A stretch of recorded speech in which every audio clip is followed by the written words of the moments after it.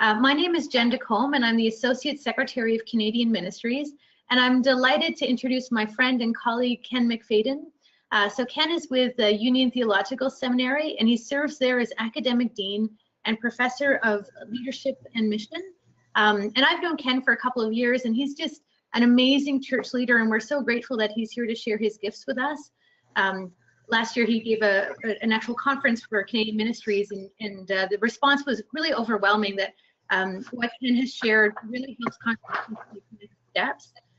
So many of us have gone through the process of doing some visioning and some planning, and it can be hard to put those plans into action. And so Ken is going to speak to us a little bit about some best practices and some tips that congregations can take to turn their visions into realities.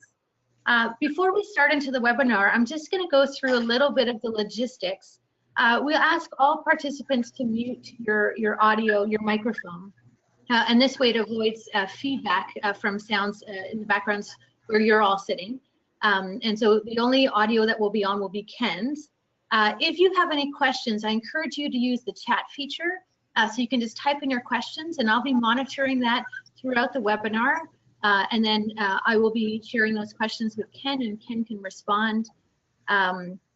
There'll be a presentation at the end. There'll be some question and answer. So, but during the entire presentation, feel free to share those questions with the chat feature. All right, so I'm going to hand it over to Ken.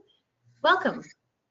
Thank you, and hello to everyone. It's wonderful to be with you for this block of time this afternoon. It has been a privilege for me to have a chance to get to know Jen and others on the staff of the Presbyterian Church in Canada. I did enjoy my time there back in the fall and was delighted when Jen invited me to offer this webinar this afternoon. So thank you for being here. Since I can't see you, I don't know if I have seen some of you before or not. So whether we're seeing each other for the first time or not, it's a pleasure to be here. I want to begin with a reading from a hymn that's one of my favorite hymns, and the hymn is "Be Thou My Vision." I'm going to read it, not sing it, so you'll find some relief and comfort in that. But it does, for me, remind us that our work as the church is set on a theological course, and God's vision for us is critically important in formulating our vision for the church and what it means to be the church in the world. Be thou my vision, O Lord of my heart, naught be all else to me, save that thou art. Thou my best thought, by day or by night, waking or sleeping, thy presence my light. Be thou my wisdom, and thou my true word. I ever with thee, and thou with me, Lord. Thou my soul's shelter, and thou my high tower. Raise thou me heavenward, O Lord of my power. Riches I heed not, nor vain empty praise. Thou mine inheritance, now and always. Thou and thou only first in my heart. High King of heaven, my treasure thou art. High King of heaven, my victory won. May I reach heaven's joys, O bright heaven's sun. Heart of my own heart, whatever befall, still be my vision, O ruler of all. I'm going to mute my webcam so that you can focus more in the slides to follow on what's on your screen now. Knowing that this is being recorded, so you'll have a chance to both hear my voice and to see these slides in the days to come, as those are helpful to you. I was delighted with the description that Jen and Emily Hill and I put together for this event. We have a great vision, but how do we live it out as a congregation? I have used this description to format and frame this webinar. So I'm delighted to see what I can share from what I have learned in thinking about this, and for what we may learn together, especially as we move from my presentation into some discussion.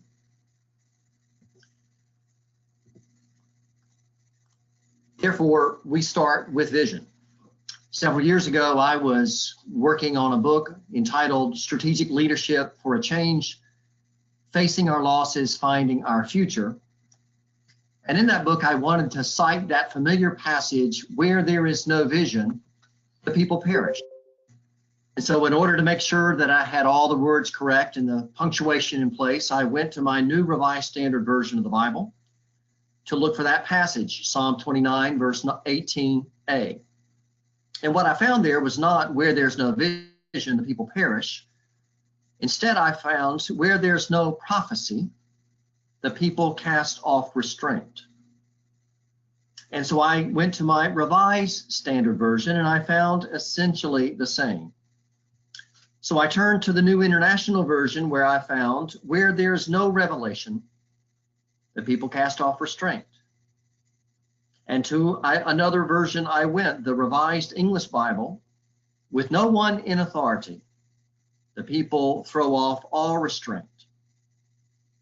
A little bit frustrated, I went to our seminary library, which is a wonderful library with a number of translations I don't have, and I started pouring through the volumes, looking for this passage, where there's no vision, the people perish. Along the way, I came across the Berkeley version, which says, where there's no vision, the people run wild. I must confess that as someone who's of the Presbyterian and Reformed tradition, I could not envision the congregations of which I've been a part or have served running wild. Now that may be different for people of other denominational bodies in the United States or in Canada. That will be up for you to decide. Maybe we need a little bit more wildness in our visioning, or certainly in our following. So as I was sharing the story of my search with a pastor colleague who is here in Richmond, Virginia, she chuckled when I told her of where there's no vision, the people run wild, because she was trying to imagine her congregation running wild without vision. And as she chuckled, one of the colleagues at a neighboring table from the seminary wondered what we were talking about and laughing about. And so we shared what we had exchanged, and he said, you know, the way I've always understood that passage is that where there's no vision, the people flounder. Where there's no vision, the people flounder. And this colleague is one of our professors in Old Testament, so I'm going to assume rightly that he has a better sense of the nuance of the text than do I. There are a lot of congregations that may not be concerned about perishing. There are certainly not many congregations that are running wild. But there are a number of congregations and ministry groups that are floundering. Floundering, I think, because they have no vision, or floundering perhaps because their vision is not connected to their purpose, or to God's vision or God's purpose for the church in the world. So I began to wonder, what makes a vision great, assuming we have a vision? First, it occurred to me that a vision must relate to our mission or our purpose. If mission expresses why we do what we do, then vision foresees the impact we desire. Sometimes we work so hard on the details, we lose sight of the impact we aspire to make through all that we do in the church, in the communities, and in the world. And therefore, our vision tends to be short-sighted if it exists at all. We find ourselves living from Sunday to Sunday, focusing more on what happens too often in the life of the church and in the walls of the church, rather than what happens after the people of God have been sent with a message of joy and peace and hope and justice and reconciliation into a world that yearns for these things. So I believe a vision is great when it is related to our purpose, our mission. A vision is more aspirational. It aspires to imagine the impact that we would like to see as we live into our vision. One of the resources that I came across several years ago was published by the Hartford Institute of Religious Research in Hartford, Connecticut. They have published a number of studies. You can look at their website and download a number of free resources that may stimulate your thinking and generate some new conversations. And in their first report, Fact 2000, they noted the importance of clarity of mission. And I would add clarity of vision. That they find that when congregations do not have clarity of mission and vision, they are more likely to struggle with ways in which they want to grow. Perhaps they want to grow for the wrong reasons. The authors of this report also found through their work, sociological work, that one of the greatest challenges of the traditioned, historic, quote, mainline churches is developing the capacity to dream again. I fear that we have lost the capacity to dream. And to me, we begin to dream. Out of that, we begin to imagine. And out of that, we begin to envision. So it's hard to envision if we have lost our curiosity and abilities to be imaginative. And we have lost those abilities to be imaginative and curious if we have lost our capacity to dream. One of my fears is that too often our vision and mission are ours. They're not theologically grounded. Instead, they are too focused, perhaps, on what it takes for the church to be a successful business in rapidly changing and increasingly consumeristic cultures. So I wonder how we understand God's mission in the world, God's purpose in the world as revealed in Scripture and through the presence of the Spirit, and how we understand our mission and our purpose in relation to God's mission and God's purpose. It also seems to me that if mission expresses God's why, then vision foresees the impact that God desires, what God's so that might be or include. To be sure, we cannot understand the mind or heart or spirit of God, and yet we yearn to do so through our life of study, of spiritual disciplines, of prayer, of community conversation and engagement. The point, though, is that our mission must be related to God's mission and grow out of God's mission. And our vision must grow out of God's vision. Too often I'm concerned that our buildings, our structures, our staffing models, all those other things into which we have invested so many resources for so many years have become our mission. Too often our buildings are our mission, or our staffing models are our mission. And sometimes those very things that have been created to serve the ends of the church and our mission and vision get in the way of visioning new things we need to do and be and become. So as the church, our first work, I think, is to consider God's vision and how our vision grows out of God's vision. So what makes a vision great? One attribute that I have identified is that of clarity, and remembering when before I came to the faculty at our seminary just over 18 years ago, I was serving as the director of a ministry development center in the Twin Cities in Minnesota. And for 6 years there, I worked with a number of people around vocational discernment. Many were pastors or other church leaders in various denominations in the 6-state area. Some were seminarians. And in working with pastors and seminarians called to a variety of vocation, one of the things I was called to do out of my own clinical training was to try to help them understand how sometimes their vision for ministry, their call to ministry, their understanding of themselves in a particular context might be shaped and impacted by sadness or fear, perhaps depression or fatigue, anxiety or heightened energy, or tremendous joy or hope, or the other things that might shape their vision.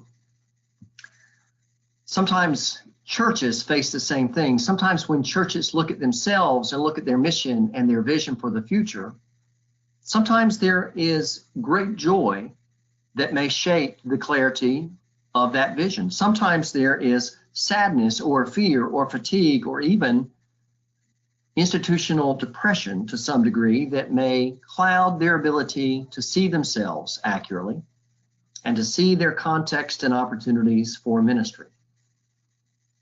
What I found was that sometimes I would try to use conversations or frameworks or ask questions that would provide some corrected lenses, ways to help them see beyond the sadness or the anxiety or the fear or the fatigue that may have blocked their inability or their ability to see what was before them.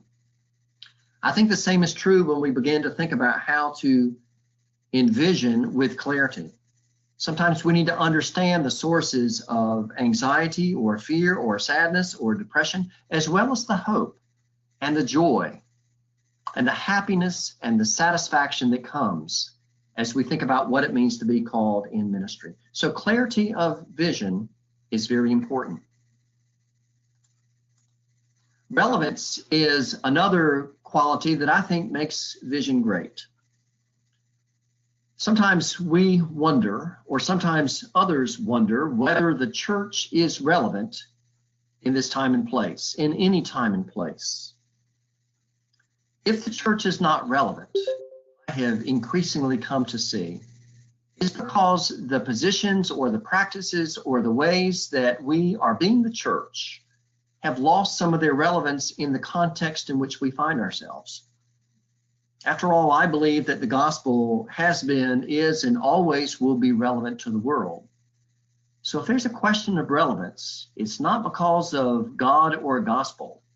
It's more because of the church, small c church, the congregational-based church, that sometimes has practices that perhaps at one time were more relevant than they are now. So as I think about the relevance of the gospel and our relevance, I think we face important questions and wonderful opportunities of thinking about how we embody and enact the gospel in the context in which we're called to serve. What makes a vision great? I believe the power to inspire change. And there are several words here that I think are important. One is power. Vision has power in a way that we often may underestimate, because vision has the power to speak to the urgency or the urgencies that we find ourselves facing. What matters to us? What is most urgent to us? And how does that provide power that helps us to capture the vision that God has for us to embrace? Of course, in any congregation or any ministry body, there are different urgencies. And one of the important tasks of leadership is to help a congregation to identify its different sources of urgency. For some, it's to be salt and light in the world. For some, it's to work for justice. For others, it's to be hands of compassion.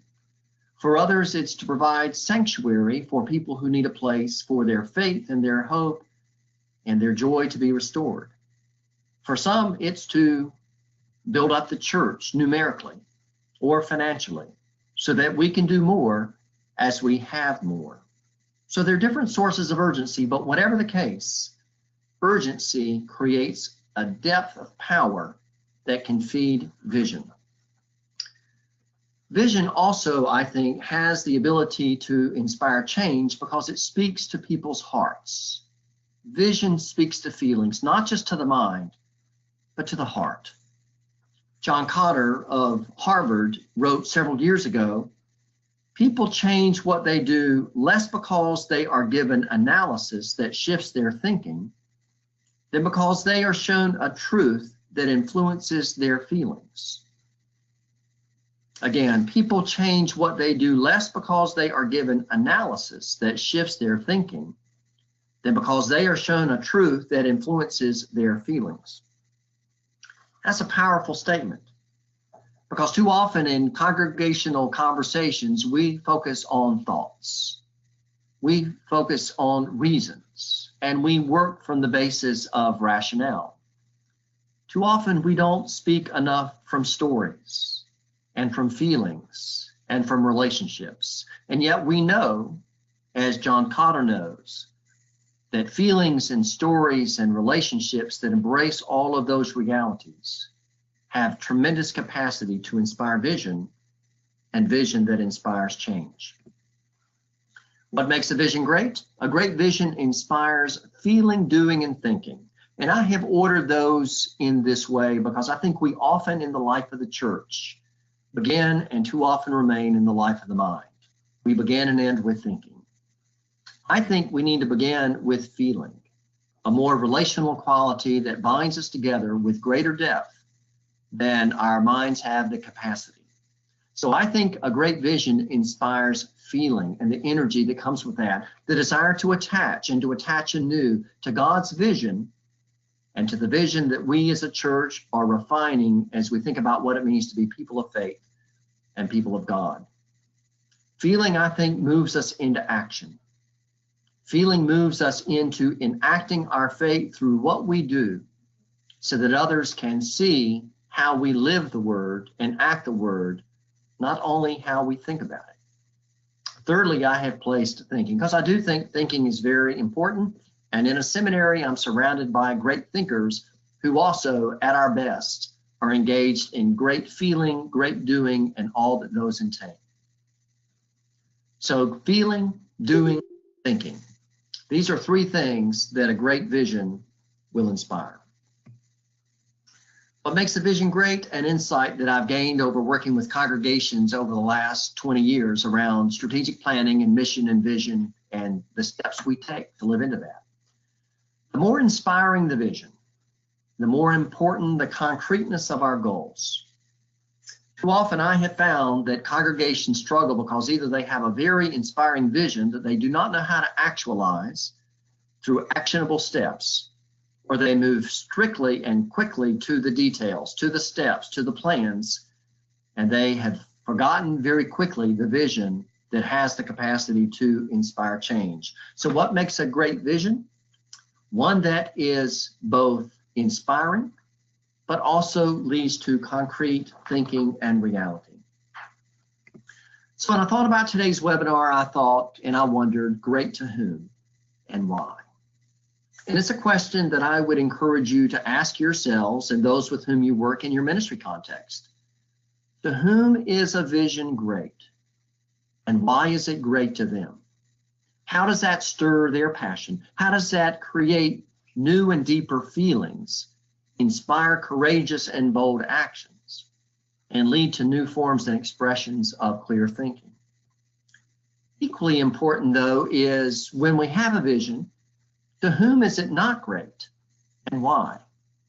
Because often we're pretending if we think that a vision is great to everyone in the congregation. And so part of our congregational exegetical work, so to speak, is to figure out to whom it is great, to whom it is not great, and why. And this may pertain to individuals, and it may pertain to groups.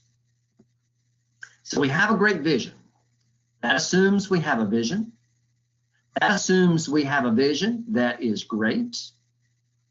But then we have to ask who is in the we and who is not in the we. Because if we're to provide leadership and support, if we're to equip the saints for ministry for the sake of Jesus and the world, we are called to think clearly with others about these types of questions.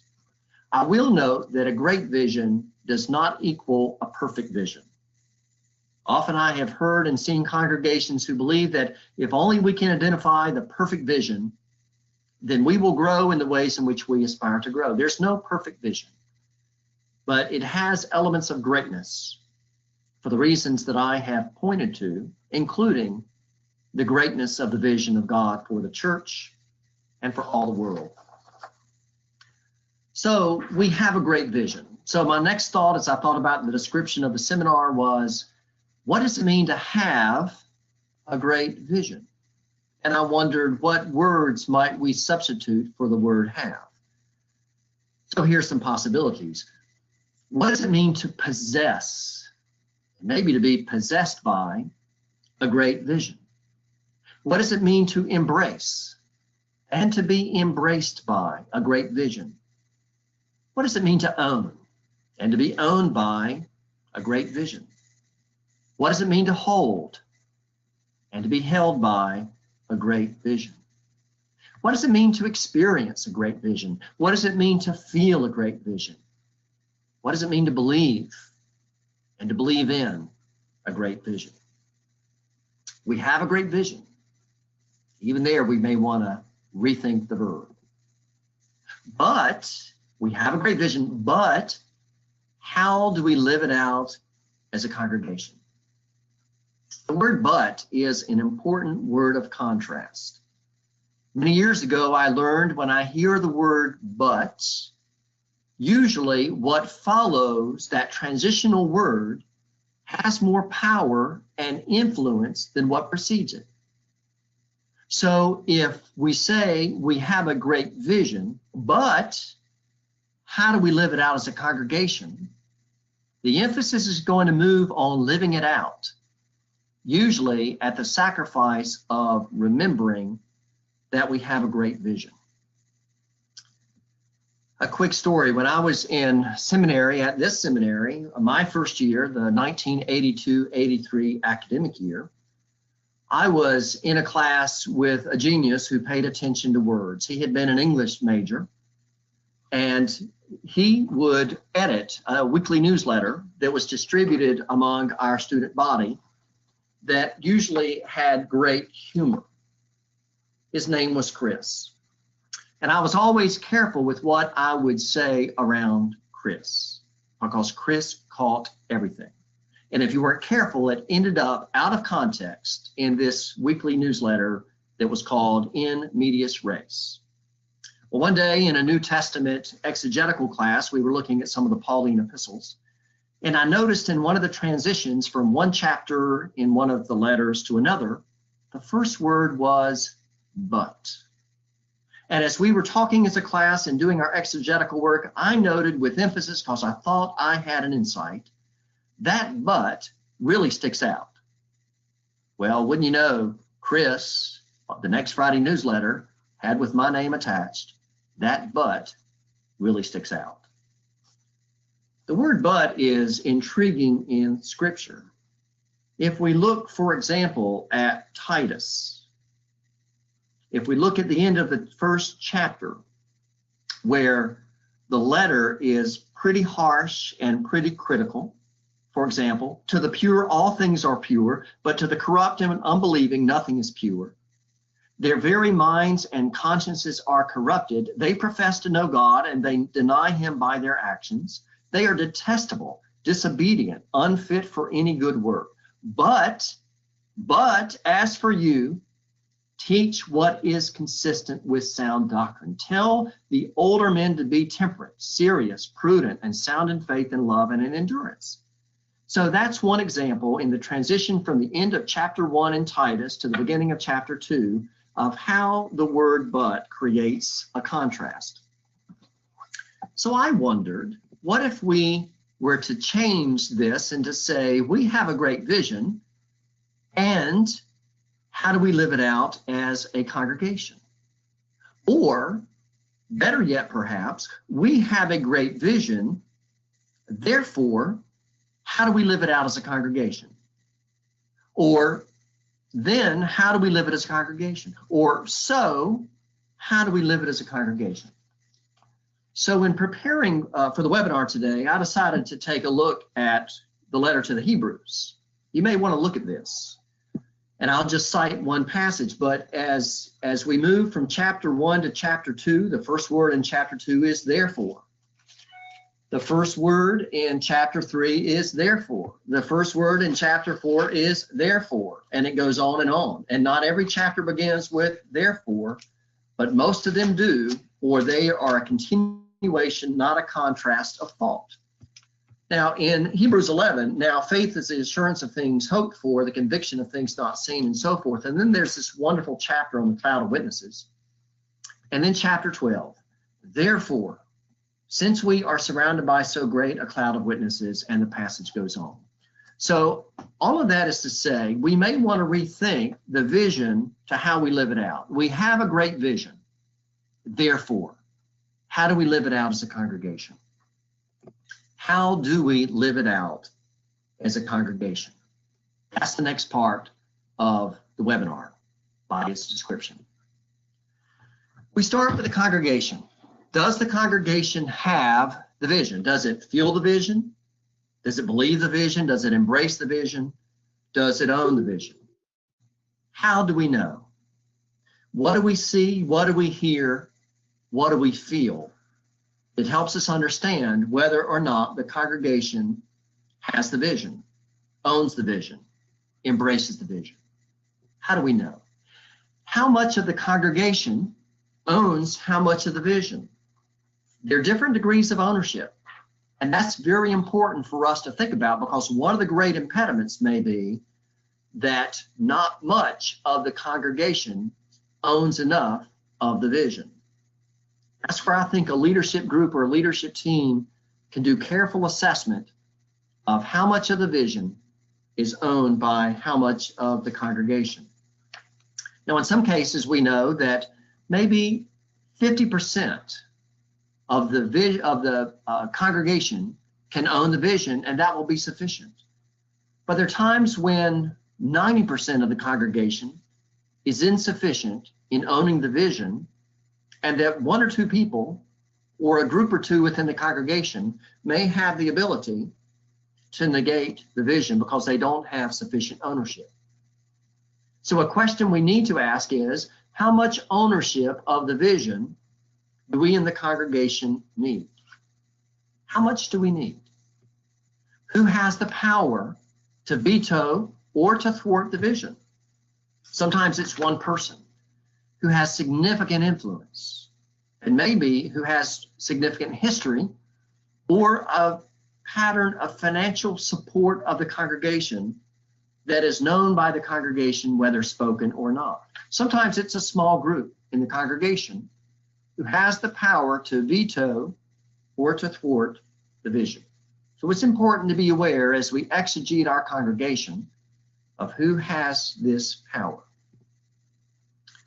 So when is a congregation ready to move forward, and how does it do this? A few suggestions. One, for many congregations and other ministry settings, it's important to establish 2 or 3 priorities, which I refer to as strategic priorities. Too often as we think about vision and how we live into that, we try to do everything and to recast everything in light of the vision. We typically can't do that. We typically cannot turn that sailboat 180 degrees in a different direction within the period of time and with the gifts and resources we have. And so I encourage people to think about prioritizing those opportunities that may most affect and effectuate the vision as we move into the future. This is a challenge, because often as we move into planning that builds upon vision, everyone wants to be included, and people sometimes feel left out individually or in committees or ministry teams if their area is not included within directly and explicitly within the priorities. So that can be a challenge. How do we identify 2 or 3 priorities? Also, I would wonder, is each priority missional? Is it oriented to the mission of the church in the world, to our particular mission, and to God's mission? Sometimes we have priorities that may support our mission, but they themselves are not missional. Sometimes we think about the use of technology or the use of buildings or the employment of staff. Those in and of themselves are not missional, because those don't have the impact. Those help us to have the impact. But we need to think about how the priority itself is missional and how it supports vision that creates the impact and the new life to which we aspire. And so I wonder, what is driving each of the priorities? Is it mission? Is it vision? Or is it something else? For each priority, I think we need new resources and sometimes realigned resources. We can't always find new resources to support the new things we want to do. Although I do think that as vision is exciting and as impact as experience is experienced, then new resources come? Because my fundamental belief is that the people of God are a generous people. And we're generous because of the ways in which God has been generous to us. And so in this interim time, we think about how to look for and find new resources, but also how to realign the resources we already hold. Those resources include human resources, and I think of members, and I think of staff. I think of financial resources and what we hold and what we hold on to tightly. And I think of the infrastructural resources that may include our buildings and our technologies and some of the other things. So how do we find new resources within our membership and our staff, within our financial base and within our infrastructure? So this doesn't necessarily mean adding staff, but it may be looking for the gifts within our staff and our membership that have not been cultivated and have not been unleashed. And sometimes members and staff who are already present are yearning for ways to express their gifts and their calling. So there's a lot there we need to work with, but as we think about priorities, we have to think about new resources. If we're basically reshuffling the hand or the deck that we have before us, that doesn't really captivate vision, and it doesn't help us move into new realities and to experience change. For each priority, we need to think about new investments. How do we invest our human resources? How do we invest our financial resources? How do we invest our building and our technology and other things like that as we seek these priorities? New priorities call for new investments. And I think of investment as a critical word. I'm not thinking about a stock market or some type of mutual fund. I'm thinking about how we invest our faith, our love, our hope, our vision, and with that, the other tangible resources we have that we can invest. We invest as an expression of hope. We invest as an expression of joy, of life, of anticipation. And so investing is different from spending financial resources or allocating staffing resources or using the building. That's different. When we're investing these precious resources, we are being stewards in relation to the vision that expresses the mission as we seek to be God's people and to do God's work in the world. But sometimes we become stuck.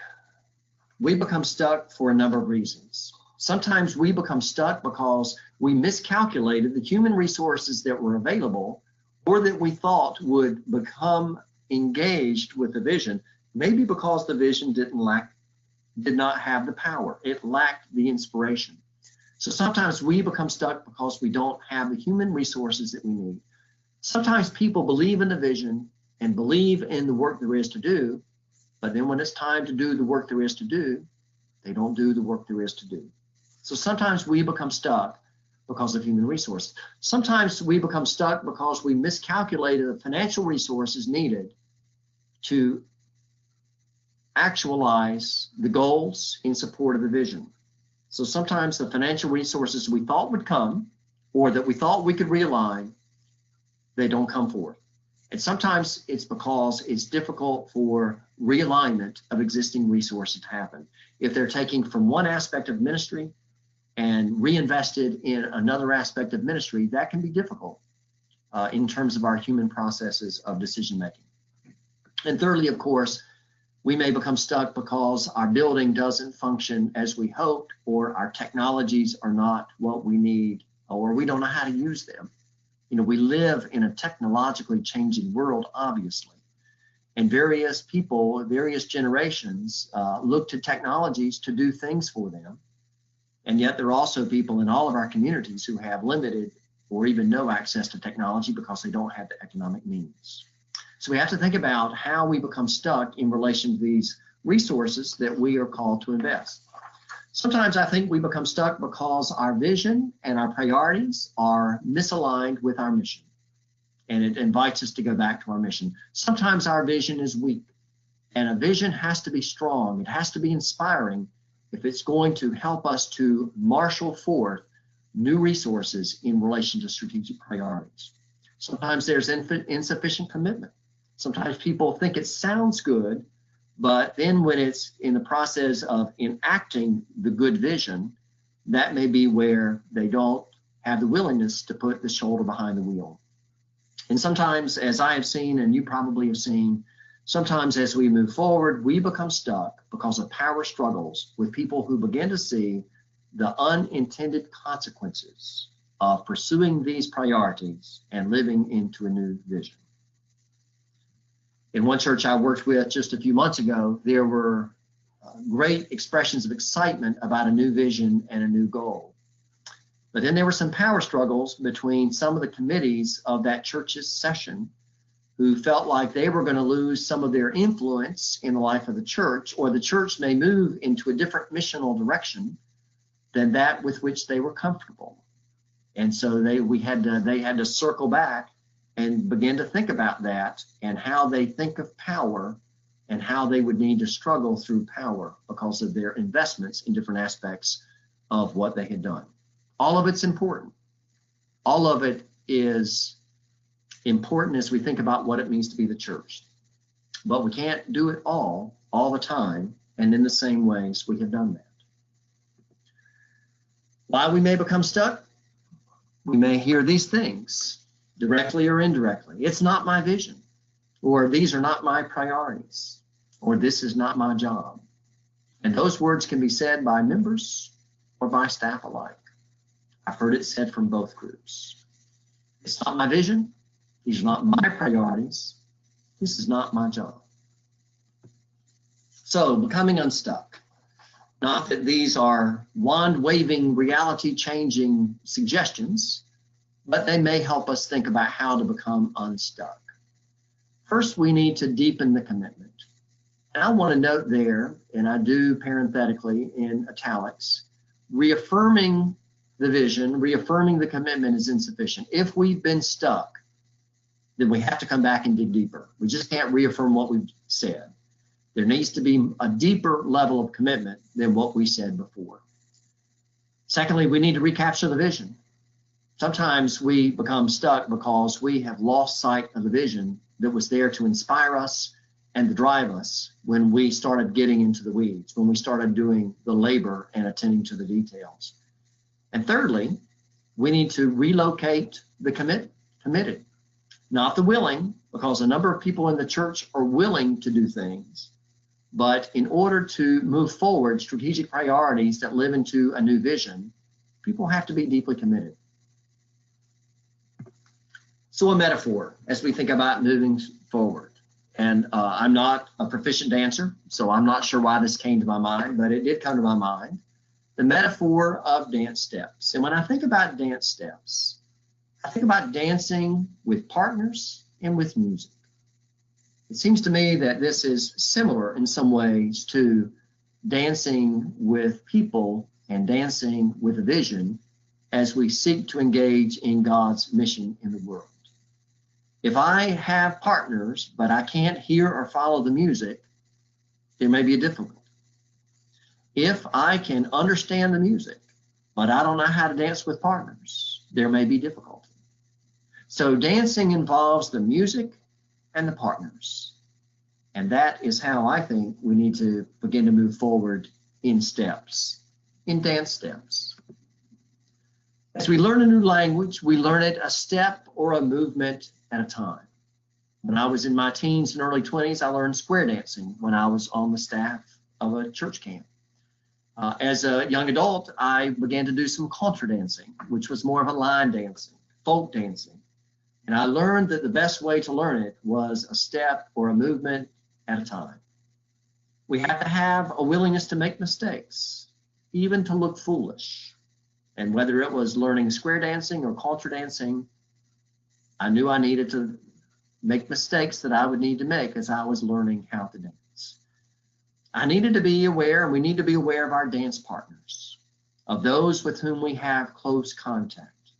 Because dance partners do not want their feet stepped upon or to be elbowed in the ribs because of our clumsiness. At first, of course, there's grace and forgiveness.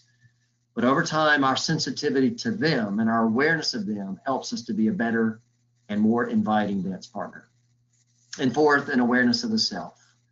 not a oversensitivity to the self, but to be aware of the self we bring to the dance floor or into this process of learning and living into a new vision. People need dance instructors. People need leaders. And I think there's several things that we need from those who help us along the way.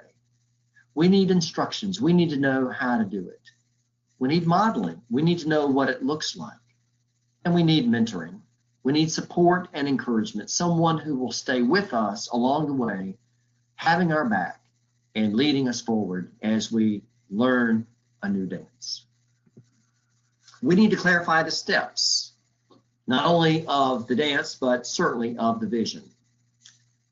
About 30 years ago, I went to a Stephen Ministry leadership training conference in Baltimore, Maryland, and at that point, they used a lot of paper for their training modules, and we all walked away with a canvas bag with, I think they said, 24 pounds of material, and I still have that material. Part of what I learned in the Stephen Ministry program was one of their modules, the small step approach. It's very easy for us to try to do too much too soon. And yet, as we take something like a vision, like priorities, like action plans, and break those down into small steps, we can figure out how to move forward. What to do, who will do it, by when they will do it, and with whom they will share it or communicate it. We do it in small steps, not large steps. We appreciate each step we take. No step is too small. We need to celebrate each step that is taken. And in church too often, at least in the church in Virginia and in the South, we don't celebrate enough, but we need to celebrate each step taken. Each step builds confidence. Confidence builds momentum, and momentum generates change. As we live out a vision, we know it takes effort, an ongoing, enduring effort. We need a quality that one of my clinical supervisors many years ago named as stick-to-itiveness. When it becomes hard, we need to remember that we can do hard things. And we know that we're called to do hard things because we have a vision with the impact to which we aspire, and we have a mission that matters. It matters in faith, it matters to people, it matters to community, and it matters to all of the world. Living out a vision is daily work. Someone, or someone plural, must work on a vision every day. Every day. It's like learning to dance, or like learning a new language. If we only pick it up once a month, or once a week, or a couple of times a week, we will not learn a new language. We will not learn to dance, and we will not live out a vision as we're able so to do. When a congregation becomes stuck, it will stop dancing. So the key is to try to minimize the possibility that it will become stuck, and when it does, to move very quickly in the ways that I've suggested. Becoming unstuck, first we need to listen. We need to empathize. We need to understand why and how we have become stuck. We listen to people. We need to listen to their fears, their concerns, their challenge in doing the work that they thought they could do. So we need to listen, empathize, and understand. This shows that the vision work is relational work. We often think of tasks, but vision work and strategic planning and prioritization is first and foremost relational. We need to be gracious. As we become unstuck, we need to be gracious and graceful. We need to remember the vision, God's vision and our vision. We need to remember. We need clarity. We need relevance. We need inspiration. And when we become stuck, we need to revisit these dimensions of our vision in order to help us to become unstuck. We need to resist the temptation to give up, to think it was a bad vision or a bad set of priorities. It's easier sometimes to give up than it is to press on. But we're called to press on. Sometimes we need to fine-tune or retune the vision. We need to fine-tune or retune the priorities and the tasks because they are a work in progress. And as much as anything in this process of visioning, we're called to learn. And so this is a learning process that calls for fine-tuning or retuning. Retuning, I'm thinking, because sometimes musically we become out of key with the song. So vision work is a learning process of visioning, prioritizing, and tasking. But it's more than work. Vision is part of our vocation. What we do is more than work. It is part of our calling. So this is I think the next to the last slide, and I thought I would close by reading the words of a hymn that I think of when I think of vision and vocation. How clear is our vocation, Lord, when once we heed your call to live according to your word and daily learn, refreshed, restored, that you are God of all and will not let us fall. But if forgetful, we should find your yoke is hard to bear. If worldly pressures fray the mind and love itself cannot unwind its tangled skein of care, our inward life repair. We marvel how your saints became in hindrances more sure, whose joyful virtues put to shame the casual way we wear your name, and by our faults obscure your power to cleanse and cure. In what you give us, Lord, to do, together or alone, in old routines or ventures new, may we not cease to look to you, the cross you hung upon, all you endeavored done. So we have now time for some conversation. One of the questions that's come in is around negative voices.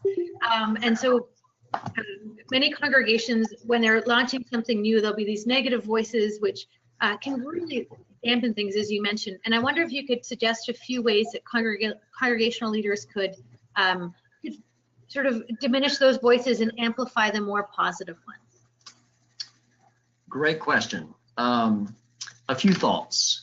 One is I want to listen for the negative voices because I want to understand whether they are seeing some things that I and others have not seen. They may have legitimate concerns out of their own care for the church and care for the world. So sometimes the negative voices need to be heard. Sometimes the negative voices are resisting the change they envision that will come with vision. And so if part of what I'm hearing and listening to the negative voices is that they are resisting change, then I'm going to want to become more aware of what they fear losing. Because as I said when I was in Toronto last fall, and as I say in my book, often where people are resisting change, they're really resisting the loss that comes with change and the losses they experience because of the ways in which they are attached. So sometimes, for example, the negative voices may represent people in power who fear that if a congregation moves in certain directions, they will lose their power. They've held the status quo. They've had power and influence for 5 years or 20 years or 30 years or longer. They don't want to lose that. But that's part of what they're attached to. So I want to understand that. So sometimes I think the negative voices are just negativity without reason. And that's where I wonder, is it just a way that people are trying to express their power and influence, although they're not grieving loss, they're not grieving attachment, they're not trying to help us see what we're missing, they're just voices of negativity. So I think first I'm going to want to try to understand what is driving the negative voice and the negative voices. And the more I can understand that, the more I can understand how to embrace it, or sometimes how to compartmentalize it. Sometimes I may just say, you know, it sounds like we're not going to agree with this. It sounds like most of the people want to move this direction. You've noted your objections. We're just going to need to move on. And sometimes people may rebel. Sometimes they may leave the church. We need to continue to think about how to move forward and also continue to be a congregation and a pastoral presence, ministerial presence with people who would have negative voices. I think that when a pastor or an educator or a religious leader counters that in a one-on-one or one-on-many type of way, that is not helpful. But I think when a church leadership body, such as the church session, or a committee or a ministry team begins to respond because it's part of their work, then that can be very helpful, because it's not one person who's speaking against one person or a group of persons, but it's the body that is trying to do this work. I do think sometimes it's easy for religious leaders to get sucked into conversations where they're caught between people who are excited about moving forward and the negative voice of the negative voices. And I want to encourage those of us who are in various forms of leadership roles to not step into that snare, but rather to allow the teams of the church, the groups of the church, to respond to the individual or even small group voices of the church. So thank you for that response. So the clock is struck 2, so the webinar is over. So I would like to say a word of thanks to Ken. I really love the way that you remind us that our vision isn't just about maintaining our church, but it's really about connecting with God's vision. So it's rooted in your discipleship, and a reminder that it's not a matter of thinking like right thinking and reason. It's a matter of connecting with feeling and touching people's hearts and really encouraging them to engage in those ways, and that the living out of it happens through relationship. So those were all really great insights, and I'm really grateful to you for sharing this with us. Thank you for the invitation. All right, God bless.